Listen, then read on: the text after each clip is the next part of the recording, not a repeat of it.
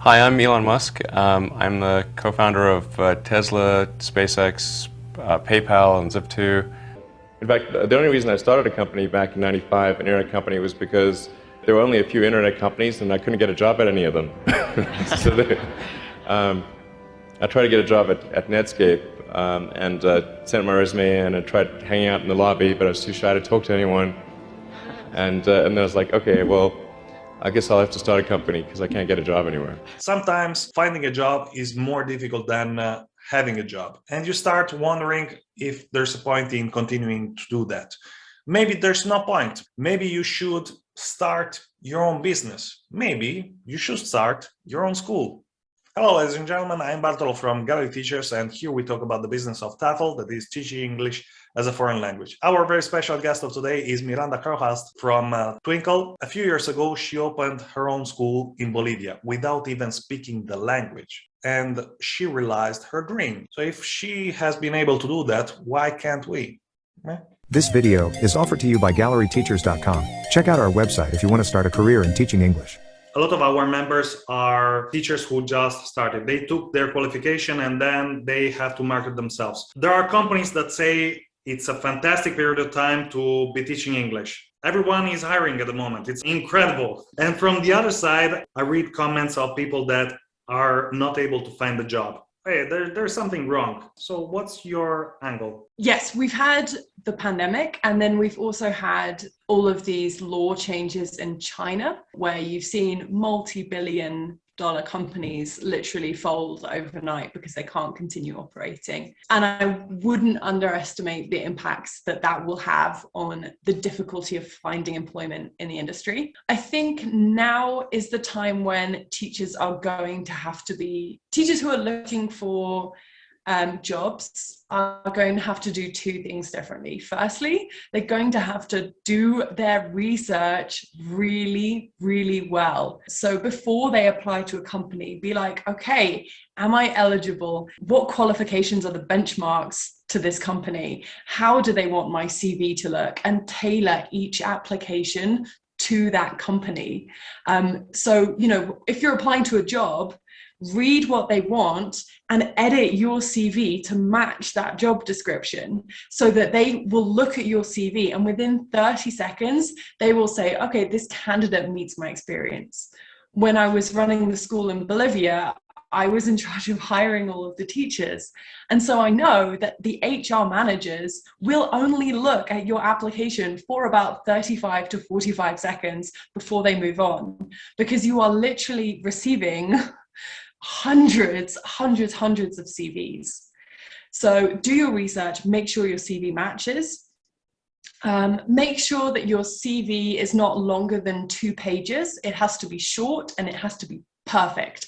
Not a single spelling mistake.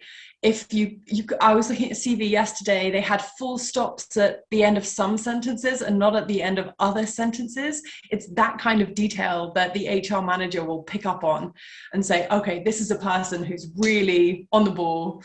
And this person is kind of like, not really bothered to fulfill the requirements of making a CV. And I think finally, the third thing that I said 2, but there's 3. You're going to have to be creative in thinking about what jobs you might apply for and how you apply for them.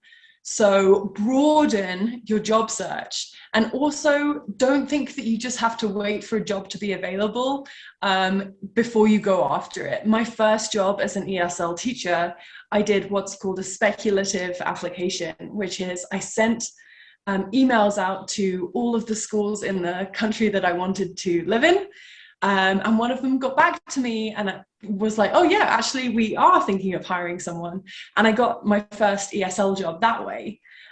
So and also what I've done a lot is just walk into a building. If you walk into a language institute and you say, hi, can you give me the name of the person in charge of hiring teachers? Who is your HR manager? And they'll say, I don't know, Paul Gregg or whatever it is. So you get that name first, and then you say, great, when can I meet Paul Gregg? And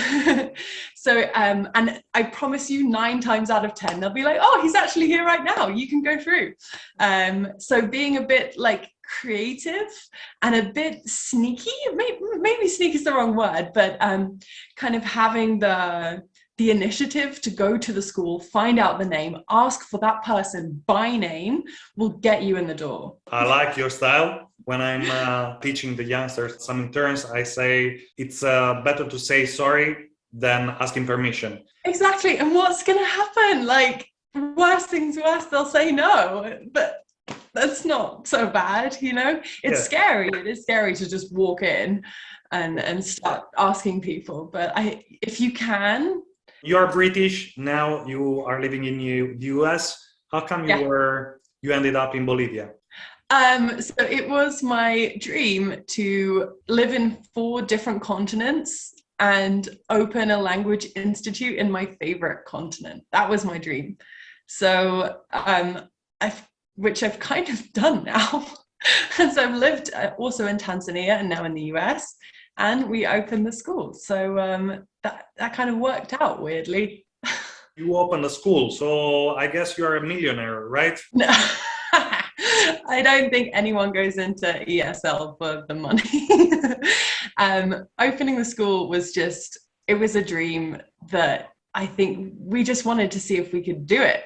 And it's very much a social enterprise. It's something that's for the community. I would have been richer if I had just stayed teaching.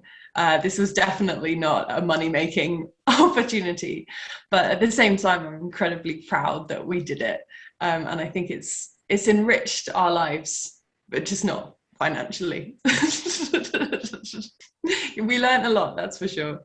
What I like about this story is that you didn't ask for a job, you created a job. And this is something that I think we should consider, especially now that the world is changing. And honestly, I have no idea of what will happen in a year from now. What I think is a good idea, if you can't find a job, at least you can build the job that you like. This is something that you did. You were very young, and maybe this is the reason why you did it. How do you open a school, or how do you make your dream job a reality? So I've done some research now. I'm doing my master's in business. I've done some research into what businesses are most likely to succeed. And because the reality is that most businesses fail. Starting a business if you want to become a millionaire, starting a business is like your 1 in a million shot. Most of them do not survive, and the ones that do survive don't grow. It's really, really, really hard to make a business that survives and grows. A couple of things that you can do to increase your chances of success from that baseline. Number 1, partner with somebody else. Find someone who has complementary skills but the same goal and work together. Having those different skills will greatly increase your chances of success. Another thing that you can do is a lot of research into the market. So be like, okay, when people have this particular problem, i.e. they want to learn English, these are the options available to them at the moment. And that includes broadening your idea of who they could turn to. You know, it might be local language institutes. It will include online language institutes. And it also includes things like video games and our competition for ESL institutes, because young students are learning English on video games. So you have to have a really broad understanding of your local market, where you want to go. And then within that, you want to say, okay, what is the gap?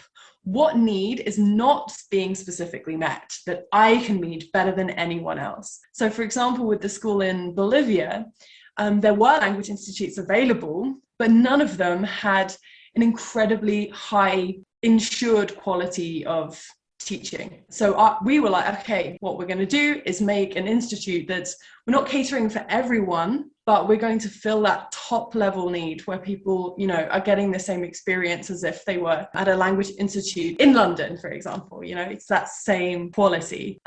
So that's why we went down that road. A lot of market research, having more than one founder. Oh, can you guess the average age of a successful entrepreneur when they start their first successful business?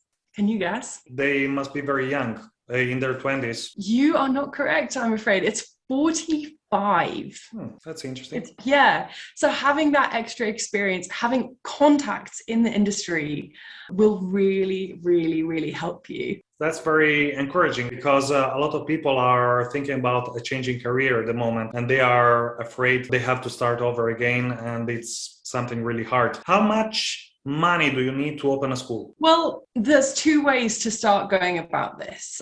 You can do what we did, which is you throw all of your savings in. I think it was about $20,000 between us, rent a big building, buy tons of furniture and tons of books, and just hope that the students come in. Or you can do what would be a lot more reasonable, probably, which is called a soft launch, which is where you just start with you, maybe going to students' houses, and then see how that demand builds up and kind of following the demand. So you grow as the demand grows, rather than what we did, which is just like start big and hope that people arrive, which is faster, but obviously a lot more risky. There's a say, you pretend until you make it. No. Fake it till you make it. Yeah, pretty much.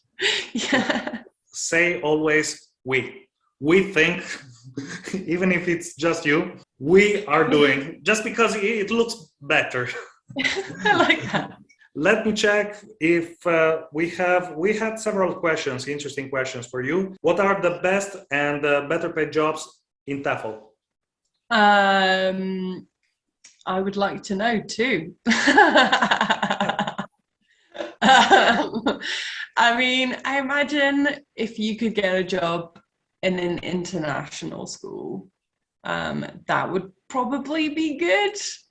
Are there any? I don't know. If you're willing to go and live in Saudi Arabia, you can get paid a lot of money.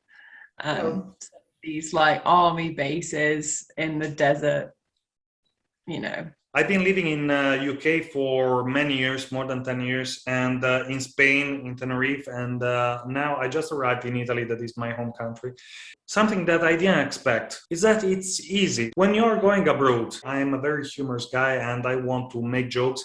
It was very tough to make a joke because I had to think about that, and I've lost the momentum while I just arrived in Italy, and I speak with my colleagues and with my students, and I like the fact that it's easy. So until now, people were thinking about going abroad, and I'm asking you, what about staying in your home country and enjoying life instead of sacrificing yourself?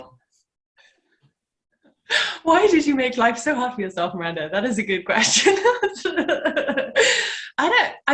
I think there are people in the world who want to stay where they grew up, but there's just something in me that just loves adventures.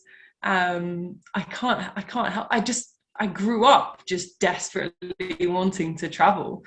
So yeah, I mean, there's no right way to live. Just do what makes you happy. I'm very glad that I did what I did.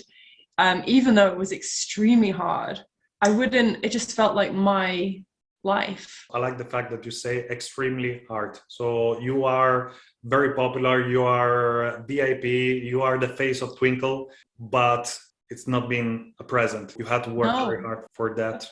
Of course. One of the things that my boss at Twinkl always says is, you see someone and you think, oh wow, they just instantly became really successful. That never ever happens. You never see the hard work that's happened for years to get someone to that point. What is success for you? Is it money? Is it popularity? I think I define success as when I reach my dreams. My mission at the moment, my dream at the moment, is to help people have a great time teaching ESL. So when people comment on whether it's a resource or a video, whatever it is, and they're like, oh, great, this really helps me, or thanks, I needed that, or I did this in my class and it was so much fun. That's when I'm like, okay, success. That's what success is. And I think the hardest part of that for a lot of the time is actually having a clear idea of what you want to achieve. It's so hard to figure that out, but if you can, and if you can relentlessly pursue it, like a Rottweiler, then yeah, you stand the most chance of being successful. Thank you very much, Miranda. It's been really nice to talk to you. I really enjoyed spending this time with you. And Likewise. Thank you. And until next time, happy teaching and happy learning. You too. Bye-bye.